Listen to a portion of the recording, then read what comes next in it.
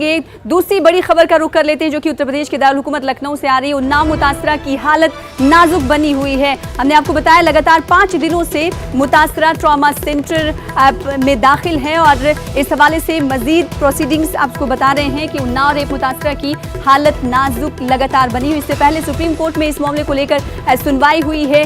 आज ही supreme court ने हालांकि कहा है कि मुतासरा की हालत इतनी नाजुक है तो उसे एयरलिफ्ट नहीं किया जा सकता, लिहाजा उसका इलाज लखनऊ के ट्रॉमा सेंटर में ही जारी रहे। अगर बात मुतासरा खातून की बहन की जाए तो उन्होंने न्यूज़ 18 से बातचीत करते हुए कहा था कि वो मुतमईन है जो इलाज मुआलजा जारी है लखनऊ के ट्रॉमा सेंटर में। इस बीच खबर ये आ रही है कि ट्रॉमा सेंटर लखनऊ में दाखिल इस्मत रेजी की मुतासरा की हालत लगातार नाजुक बनी हुई है। कोई सुधार नहीं देखा जा रहा है मुतासरा की हालत में।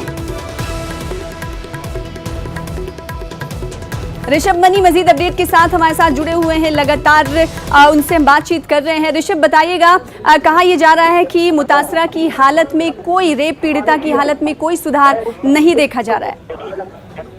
जी देखिए, अभी जो मेडिकल बुलेटिन जारी हुआ जो पोस्टर से कंफर्म है उसको यही बताया गया है कि वो अभी भी वेंटिलेटर पे हैं, उनकी हालत नाजुक बनी हुई है।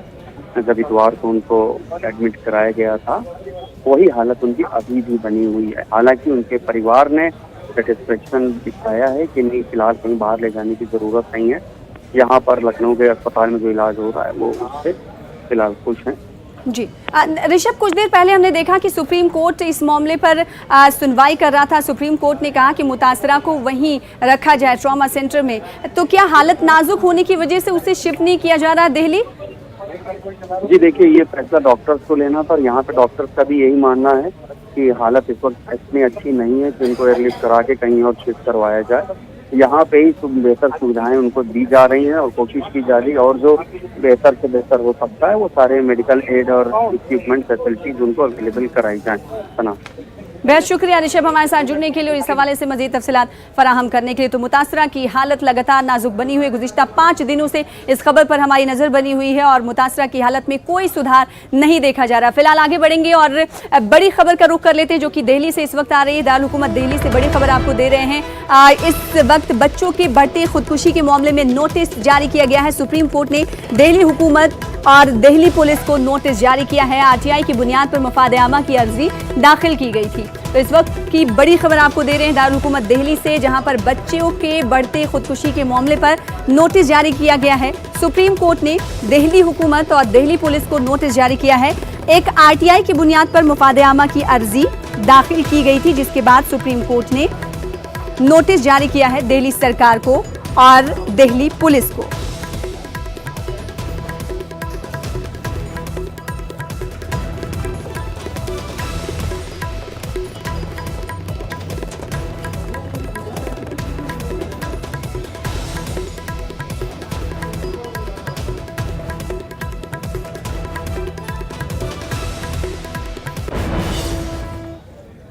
और अब बात हुजूमी तशद्दुद की कर ली। जिस